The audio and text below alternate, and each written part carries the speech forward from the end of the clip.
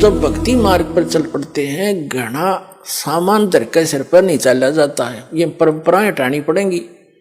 और जैसे भगवान रखे न्यो रहना पड़ेगा। जैसे कर का जहर का रंग हो रही हो, कहो कौन तीस खावे राम रंग हो रही हो। अब रंग का बंका झोपड़ी में रहते थे, वृद्ध हो गए थे और क्या करते थे, जंगल से लकड़ी तोड़कर लाते थे, उसको बेचकर अपना खाने जोगा रखकर बाकी गुरुदेव के चरणों में भंडारे में लगा देते थे। एक दिन नामदेव जी गुरुदेव यानी कबीर परमात्मा गुरु रूप में आए हुए थे, उनसे कहने लगे, गुरुदेव आपके दो तीन भक्त हैं, कितने निर्धन हैं, इनको कुछ धन दे दो, इनका टाइम भी पास हो जा, भक्ति भी घनी कर ले। अब परमात्मा ने सोचा कि नामदेव तो बड़क है, कति श्रद्धा बतेरी है, पर इसमें विवेक बना नहीं। अरे भक्ति करें और ये कौन से बर्तन बनाओ हैं। वहां से लकड़ी तोड़ी, वहां तक लकड़ी तोड़ने जाते हैं तो मंत्र करते जाते हैं, लकड़ी तोड़ के सिर पर धरी मंत्र करते आते हैं। भक्ति मत बाधा है नहीं। और लेकिन नामदेव जी की उस समय समाज की सोच घड़ी थी, उस बच्चे को भी सेट करना था अपने को। तो परमात्मा ने कहा भी ठीक है, चल धन दे देता हूं, पर मैंने कोशिश बहुत करी है भाई, ये रखते नहीं धन ने, मैं देता हूं, ये सारा दान कर देते। नो बोला जी ना दान दो, पैसे दो, बोला ये लेते नहीं और ना मांगते कभी मेरे तक। पर रामदेव ने कहा जी आप तो बिन मांगे भी दे देते हो। अक भाई दे तो दूंगा, पर ये लेते नहीं मेरे से। अब नामदेव जी के गला उतरे नहीं, भाई इतने दुखी हो रहे, क्यों ना लेंगे पैसा, तो ले ही लेंगे ये। कबीर साहब बोले, परमात्मा बोले गुरुदेव रूप में कि अच्छा भाई आज इनको वो पैसे देते हैं।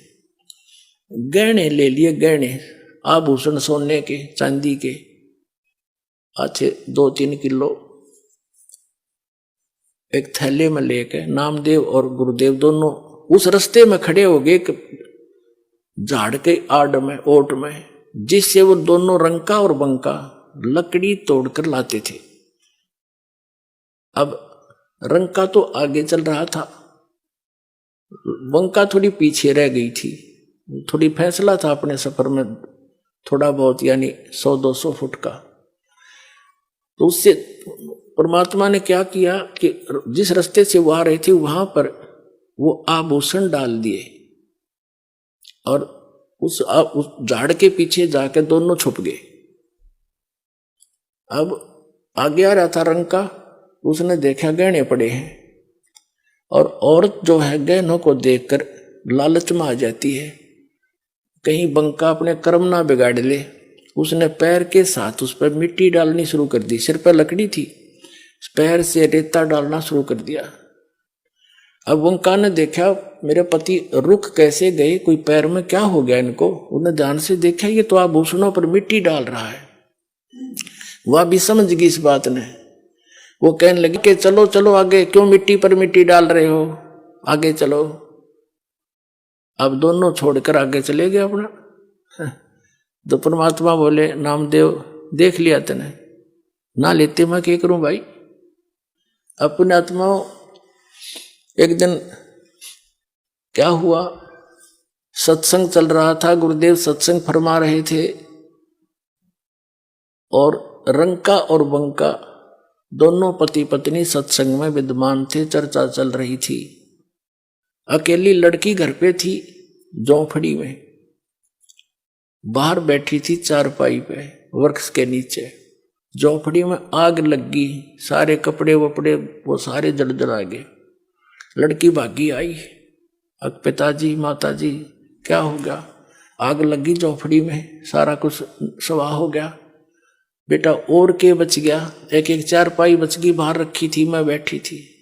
न बोले उस चारपाई ने भी उसमें डाला बेटा, है वह भी जल जा खत्म हो। भक्ति में बाधा तो ना बनेगी, आग लगी तो बाधा हुआ, उसकी और चिंतारा होगी। अच्छा बैठ जा, बैठांगे भक्ति सुनाएंगे अपने ठाठ से। तो कहने का भाव पुण्यात्माओं, जब इतनी दृढ़ता आवेगी तो भगवान दूर नहीं है। बहुत से प्रमाण उस मालिक ने स्वयं बना दिखाए हैं। अब क्या बताते हैं, जो प्रसंग इस आज के सत्संग में बहुत से प्रश्न हल होंगे आपके। जैसे एक तो ये है कि हम किसी संत की पूर्व की करामातों से प्रभावित होते हैं, उनकी यादगारें बना रही वहां पूजने जाते हैं। तो वो थे पहले जन्म के पुण्यकर्मी प्राणी, आगे चार्जर मिला नहीं, पिछली बैटरी जब तक चली वो खूब अच्छे दिखे, और फिर मर के अगले जन्म में अन्य योनियां प्राप्त की, वहां उनकी पूजा हो रही है। ये काल का जाल है। पिछले ही तप से होते हैं पूर्ण हंस मुराद, ये पिछले तप से ऐसी लीलाएं हो जाती हैं, लोग उनके पीछे लग जाते हैं। काल यही चाहता है कि ये भी अपना भ्रमित हो जाए और नष्ट हो जाए। जो उन संतों से लीलाएं हुई और तुम 3-4 पीढ़ी से उनकी पूजा कर रहे हो, तुम्हारे से कोई हुई? क्यों नहीं हुई? तुम्हारे पास वो बैटरी चार्ज है, उनके पास बैटरी चार्ज थी, और चार्जर उसके पास उनके पास भी नहीं था, आगे उनके पास चौड़ चपट कुछ नहीं। तो कहते हैं नामदेव जी पहले ओम नाम की भक्ति करते थे, और ये लीलाएं जो कुछ भी हुई, विठल ने मंदिर का फिरना, विठल भगवान ने दूध, मूर्ति ने दूध का पीना, पत्थर ने दूध पिया, ये उसके पिछले जन्म की बैटरी चार्ज थी। इस परमात्मा ने ही लीला करके उसकी इज्जत रखी और वो पूजा के पात्र बन गए भोली जनता में। तो परमात्मा ने उसको समझाया कि अब इस मंत्र से, ओम से तेरा कल्याण नहीं होगा, सिद्धियां अवश्य आ जाती हैं, और ये भी तेरे पूर्व जन्म की है, अब वाली तो तुझे आगे मिलेंगी जो तू कर रहा है। और हम जो बताएंगे साधना, वो मंत्र ऐसा ट्रीटमेंट है, अनावश्यक वस्तु आपके कर्मों को काट के और सीमित बना कर रखेगा, आपको भक्त बना के रखेगा, उससे मुक्त होगा। नामा छिपा ओम तारी, पीछे सोहम भेद विचारी, सार शब्द पाया जद लोई, आवागमन बहुड़ ना होई। नामदेव जी छिपी जाति में जन्मे थे, महापुरुष थे, पिछले जन्म के पुण्यकर्मी प्राणी थे। लेकिन कहते हैं नामा छिपा, वो छिपी जाति में जन्मा नामदेव, जैसे कबीर दुल्हा कहते हैं वैसे। नामा छिपा ओम तारी, ओम के अंदर रंगा हुआ था, उसकी लो ला रहा था, तारी माने उसमें लो लग रही थी। और पीछे सोहम भेद विचारी, पाछे परमात्मा ने बताया कि इससे बात नहीं बनेगी, एक मंत्र और है, इस दोनों को मिलकर फिर ये सतनाम बनेगा। जब ये गजब का काम करेंगे, जब नामदेव जी ने वो सतनाम बना के दिया, भगवान तो देते थे, उस तरह उसका जाप किया, और फिर कहते हैं उससे भी बात नहीं बनती, केवल सतनाम से भी। नामा छिपा ओम तारी, पीछे सोहम भेद विचारी, सार शब्द पाया जद लोई, आवागमन बहुर ना होई। उनको भी फिर सार शब्द मिला, तब उनका जन्म और मरण मिटा। तो आज के सत्संग से आपको बहुत सा निष्कर्ष मिला है कि एक तो हमने भगवान पर विश्वास रखना पड़ेगा, दृढ़ होकर देखो। भगत ने सीमित वस्तुओं की आवश्यकता है, बकवादों की नहीं। और जब हम परमात्मा की शरण में आते हैं तो उसको अपने बच्चे की पूरी जानकारी होती है, इसको क्या आवश्यकता। जैसे आप रोगी हो जन्म और मरण के रोग के, और ये बरवाला हॉस्पिटल उस रोग के काटन का, आप इस दास के ट्रीटमेंट में आगे गौड़ कबीर गिवन या ट्रीटमेंट है जो दास आपको देता, तो वही दिया करते थे।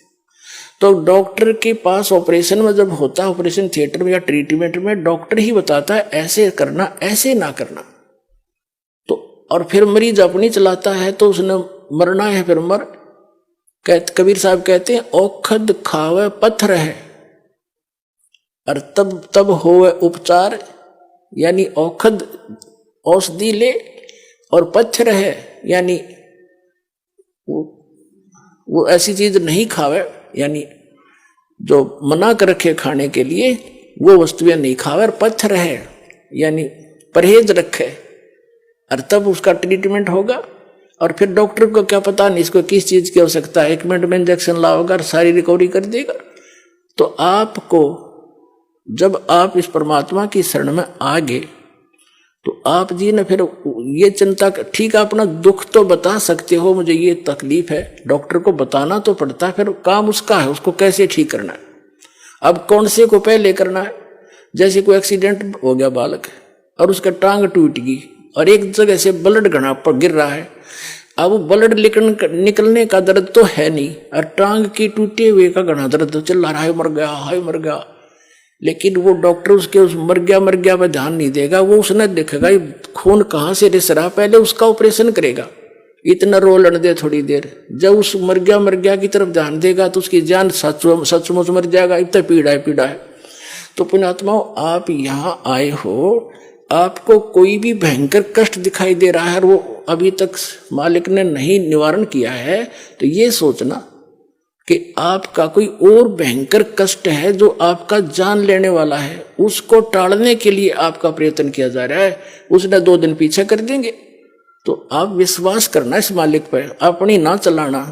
मैं इतनी बार आ लिया, मैंने इतनी जोत चढ़ा ली, मैंने पाठ भी करवा लिया, लगा रहे, पेट में दर्द हो जा, एक गोली से ना हो तो डॉक्टर ने कहा एक और खा ले भाई, उससे भी ना हो तो कहा एक और खा, इसने इसी से होगा।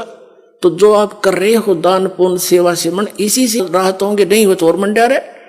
तो इस तरह आपका यू कल्याण होगा। और ये है भक्ति मार्ग। इस पर इस तरह चलोगे तो परमात्मा आपको हथेली पर रखेगा। पुण्यात्मा सत्कर्म लेना। बोलो सतगुरुदेव।